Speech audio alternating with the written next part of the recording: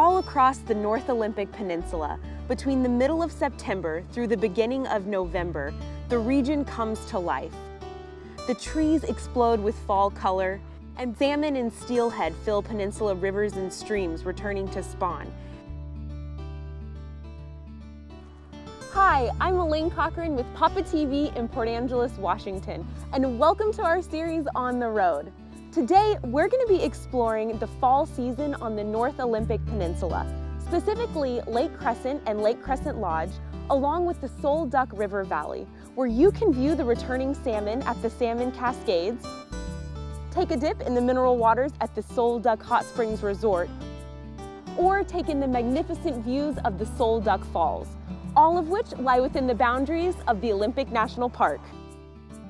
Behind me is the Olympic National Park Administration Building and the temporary Visitor Center. The official Visitor Center is undergoing upgrades and is expected to be open in spring of 2018. This is the starting point for our journey today.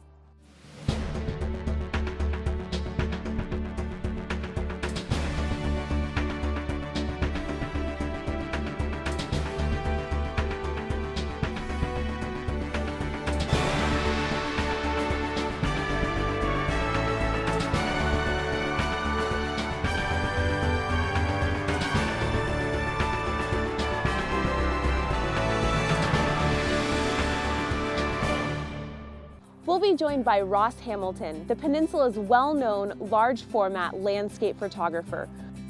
He'll be sharing his tips and experience on photographing this beautiful place during this special time of year. The Olympic National Park is over 900,000 acres in size. It boasts over 70 miles of coastal wilderness, 3,000 miles of rivers and streams, 600 miles of hiking trails, 60 named glaciers, and an abundance of plants and animals that can only be found within the park. When the warm weather comes to the peninsula, the number of visitors swells and the park is filled to capacity. However, the fall time offers a different kind of environment, with cooler weather and a less crowded, slower-paced experience. The Olympic National Park is rated in the top 10 of national parks for fall foliage nationwide. And it's also during this time of year that the salmon return to the peninsula streams and rivers in abundance. We start our journey here in Port Angeles, which is just a short 2.5-hour drive from the Seattle area. For our Canadian neighbors to the north, it's a 1.5-hour ferry ride from Victoria, British Columbia, across the Strait of Juan de Fuca to Port Angeles aboard the Coho Ferry. From Port Angeles, we travel west along Highway 101 to the Storm King Ranger Station on Lake Crescent, about a 30-minute trip. According to the native people's oral history, Lake Crescent and Lake Sutherland were formed due to the fighting between the Clallam and Quileute tribes. Storm King, the mountain god of the area, was fed up with the continued aggression below his mountain and threw a giant boulder at the tribesmen. The rock, large enough to block the river, formed the modern version of Lake Crescent and killed all of the warriors. For years, the native people avoided the region, fearing the same fate as their ancestors. Geologists say a great landslide about 8,000 years ago dammed Indian Creek, and the deep valley, which was created by glaciers, was filled with water. They believe that Lake Crescent and Lake Sutherland formed at the same time, but became separated by the landslide. Behind me is the 1905 Storm King Ranger Station, formerly known as the Morgenroth Cabin. From this point, you can access the 1-mile hike to Marymount Falls or the boat ramp, which will take you straight into Lake Crescent. Lake Crescent gained early fame as a fisherman's paradise when unusually large and distinctively colored trout caught in the lake were publicized in the mid-1890s. Admiral Leslie Beardsley, commander of the U.S. Navy Pacific Fleet, visited Lake Crescent in 1895 while his fleet of ships was anchored in the Port Angeles harbor. Beardsley was immortalized on this fishing trip after catching 60 pounds of exceptionally large blue-backed trout. It was Beardsley's account of this catch that prompted Stanford professor David Jordan to name this new subspecies of trout the Beardsley trout. It was the scenic beauty and the abundance of soon-to-become famous Beardsley trout that early settlers soon recognized as Lake Crescent's greatest resources.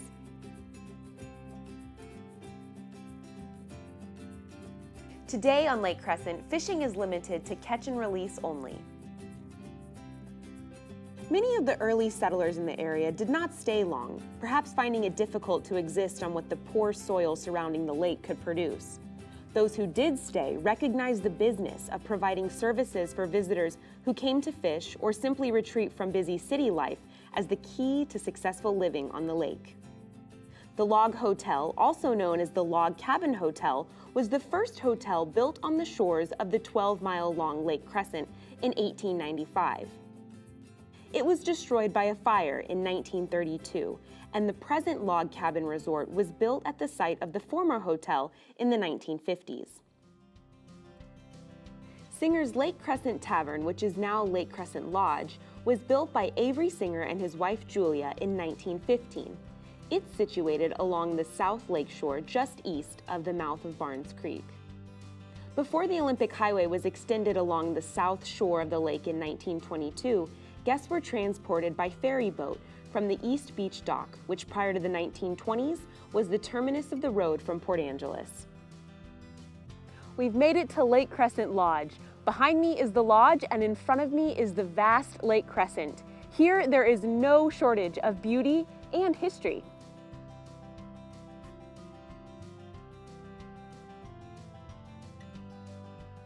Hi, I'm Pam Dahl, the operations manager here at Lake Crescent Lodge.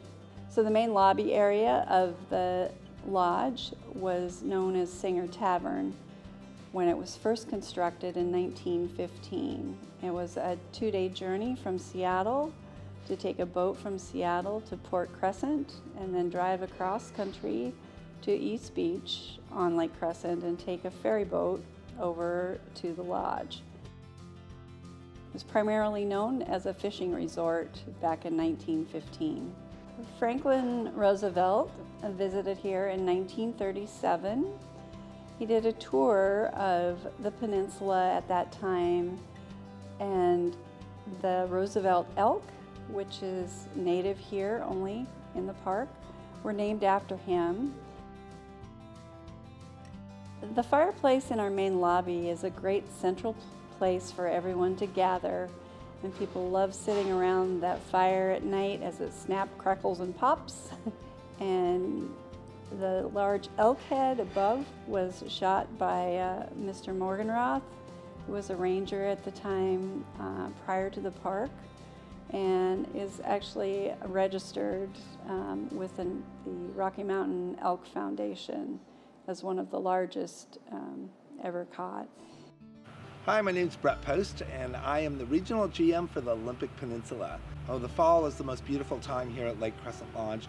The trees and the maples are bright oranges, bright yellows, and bright reds, and a mix of that together is breathtaking. It's something you'd see on the East Coast, but even better on the West Coast.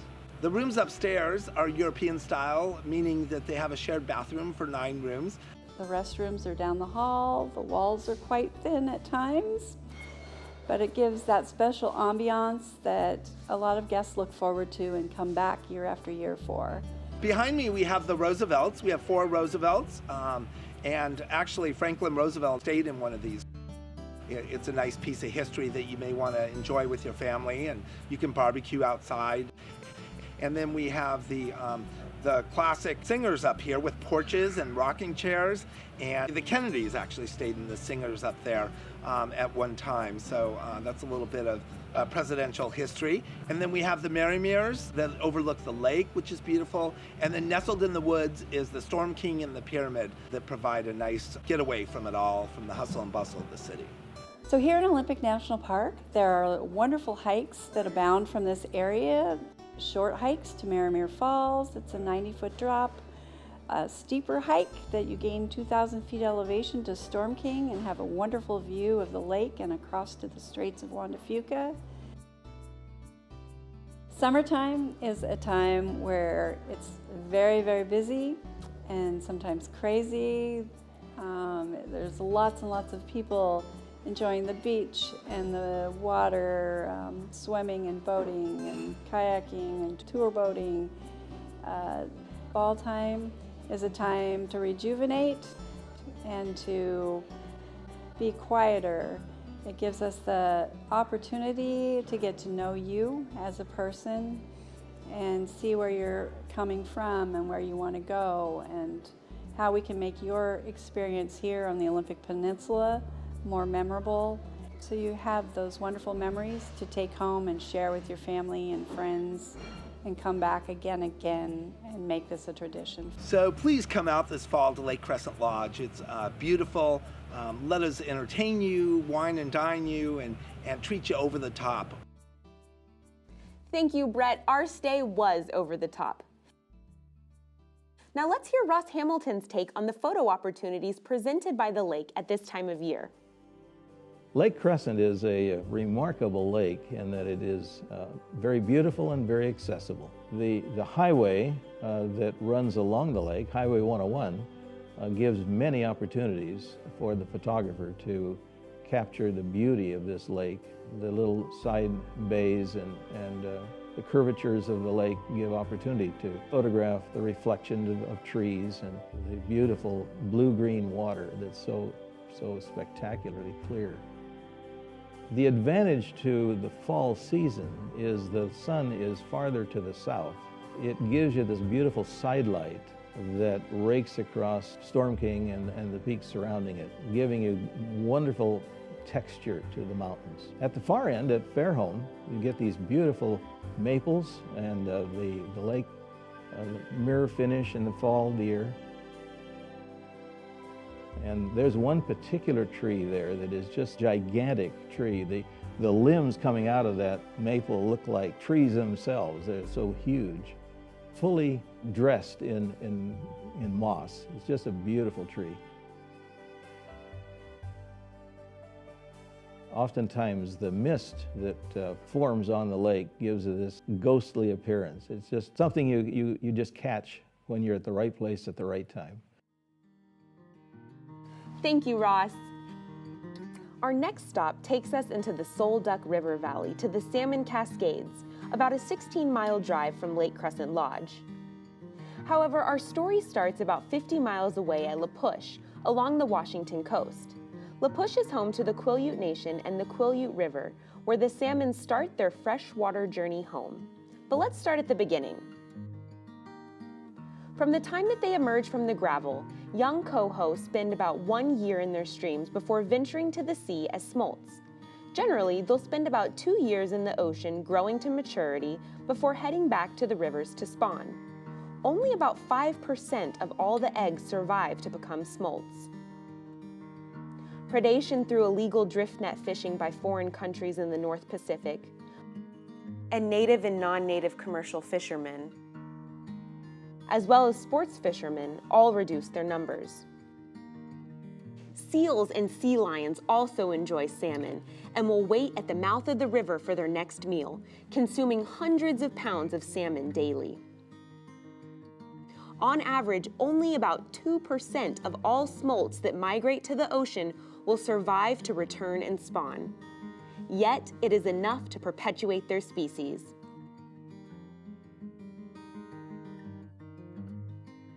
Joined by runs of king, sockeye, and steelhead, the coho begin their journey up the Quileute River.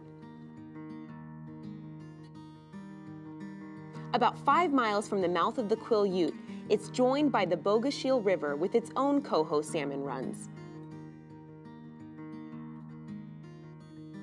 The Sol Duc River joins the Bogachiel at the Three Rivers confluence, where the coho salmon turn east towards their spawning grounds, more than 60 miles from the coast. The Sol Duc travels through private lands as well as state and national forests before entering the park. After their 50-mile journey to the Cascades, the salmon are battered and show signs of deterioration.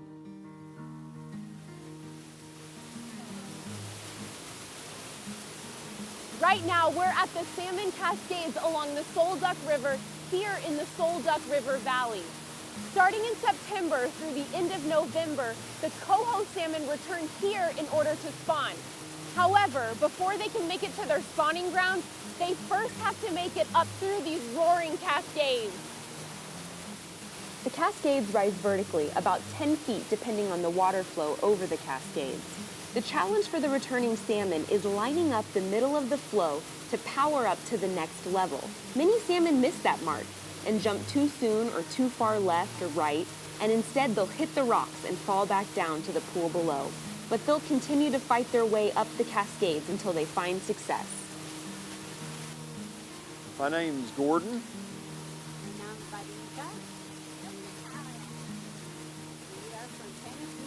And we've never seen salmon run up a river before and jump up, so they told us at the lodge that we could come here and see this, and it's really amazing seeing them swim up and jump up the falls.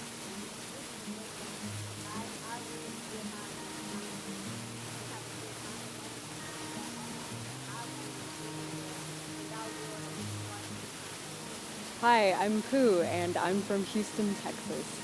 When I came down to see the salmon, I knew that the salmon, what's impressive about it is that they jump upstream, but until you really witness this little fish, and I mean, it's not a little fish, it's kind of a big fish, flopping up the rocks, some of them get side slapped by the rock and then just like dip down, and then you just see them make another effort jumping up those falls.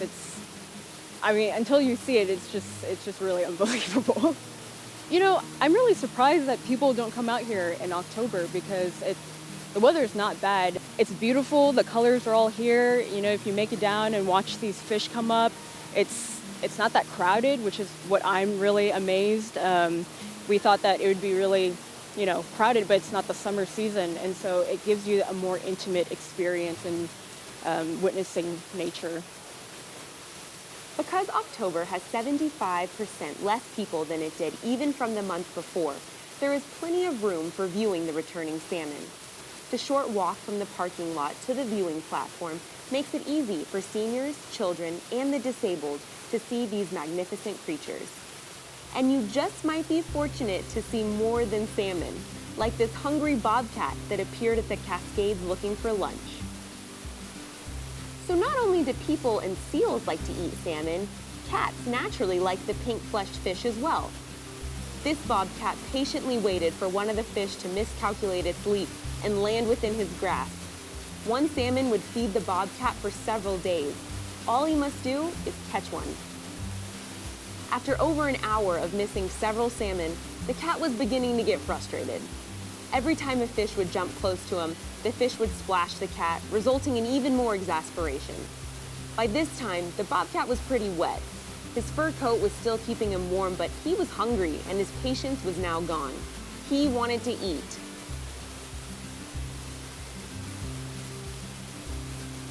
But the bobcat's frustration and impatience got the best of him. And he reached out just a little too far, headfirst into the fast water of the Cascades. If there's any doubt that cats can swim, this one puts that myth to rest. He quickly swam over to the rocks and climbed out of the river. It's likely this guy's been in the river before trying to catch the elusive salmon. The bobcat then slinked into the woods, heading home to a hot shower and thoughts of an empty stomach. That's one of the benefits of the Olympics, is that we have wildlife so readily available and always at unexpected moments. Sol Duc Valley is one of the richest areas for fall color. And in the fall of the year, of course, the sun is always side-lit or backlit because the sun is so far in the south that you don't have the high overhead. And so it gives you much more interesting texture and color. Yeah, one of the uniquenesses of the fall is the opportunity to contrast the green of our evergreen forests with the golds of the maples and the browns of the fallen leaves. It gives a much more interesting forest than often just solid green. The understory is a fascinating world in and of itself, because the ferns and the leaves that fall provide opportunity for interesting compositions that are only available in the fall of the year. And you just never know what you're going to find when you go treasure hunting in the woods. Thank you, Ross. A short drive from the Cascades takes us to Sol Duc Hot Springs. These hot springs have a native legend as well. Once there were two dragons. One lived in the Sol Duc Valley, the other in the Elwha Valley, till one day they came face to face and began fighting. The fight was brutal. After years of fighting, they grew frustrated. Their strength was evenly matched, and neither could win. The dragons both admitted defeat and crawled back to the caves, where they're still crying over being defeated. The dragons' hot tears are the source of the hot springs in the Elwha and Sol Duc valleys. Ron Dahl explains more of the geologist side of the story. My name is Ron Dahl, and I'm the facility manager here at Sol Duc Hot Springs. The springs themselves, they bubble up out of the ground and are heated by water that enters the ground from certain areas on the peninsula. The water can travel down anywhere from 1,000 to 5,000 feet, heated by the earth itself and coming up at about 130 degrees Fahrenheit. The hot springs pools, there's 3 of them, and then a freshwater pool. The 3 hot springs pools are drained every night to keep the water fresh and clean. We have a modernized UV system that treats the water with no chemicals added to that at all. The guests would get here in the early years by horseback and by ferry going across Lake Crescent. And then they would get on a Stanley steamer, which is a vehicle that would come up to the hot springs. It was a long journey for them to get up here, but when they get here, the resort was a relaxing place with the hot springs. It was a very pleasant place to stay. They would have a drinking fountain where each one would have their own personal cup to drink the water. The water was even bottled and sold in Seattle. The resort burned down in 1916 and was rebuilt many times then. In the fall, the people like to come up here to relax in the hot mineral water, which relaxes your body and muscles, and to see the fall colors that occur up here at Sol Duc. Another attraction to the Sol Duc area is the Salmon Cascades. They do their big migration after the first rain. The bear come in here in the spring, and then they take off and go up to the high country during the summer. They'll come back during the fall and then go into hibernation. The elk come in here in the spring right after the snow is melted. Then when the snow melts in the high country, they leave and go up to the high country.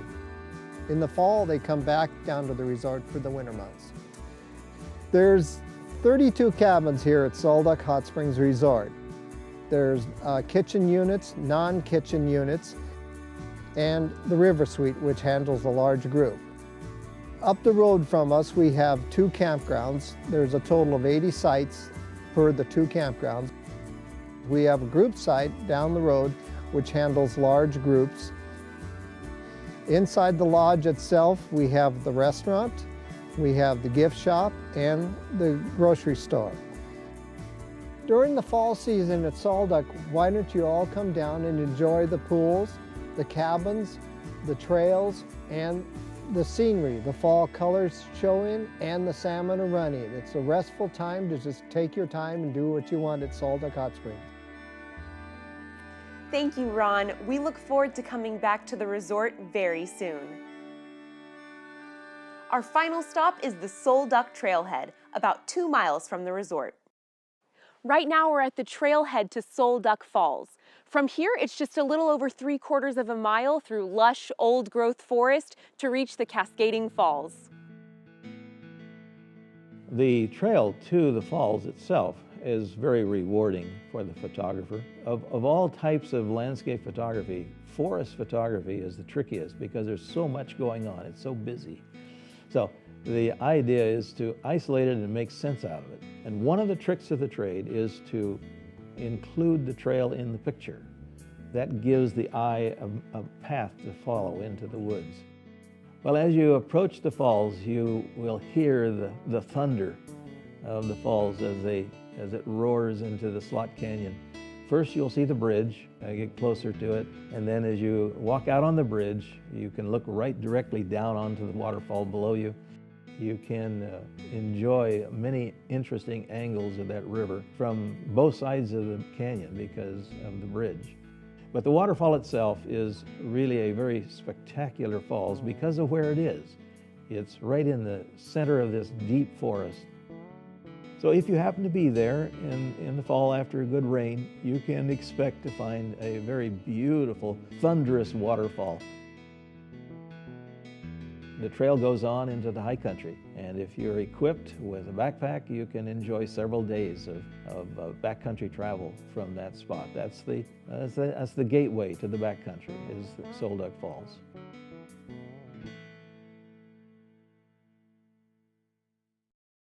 Thank you, Ross. As we leave the trailhead to start our journey back to Port Angeles, we're reminded of the incredible beauty of the Sol Duc River Valley. The fall foliage is on full display, and photographic opportunities abound around each turn. We want to come back soon to the hot springs and the historic resort, where the hot pools soak away the cool of the fall, and where many hiking trails can be accessed to explore more of the valley and park. Our time at the Salmon Cascades was informative and inspiring. We'll never look at the resilient salmon in the same way after witnessing their struggle and determination to return to their spawning grounds to sustain their species. As we continue our trip around Lake Crescent, we again are in awe of the beauty of the lake and the many photo ops that await the photographer during this time of year. We so enjoyed our stay at Lake Crescent Lodge and visit to the Storm King Ranger Station.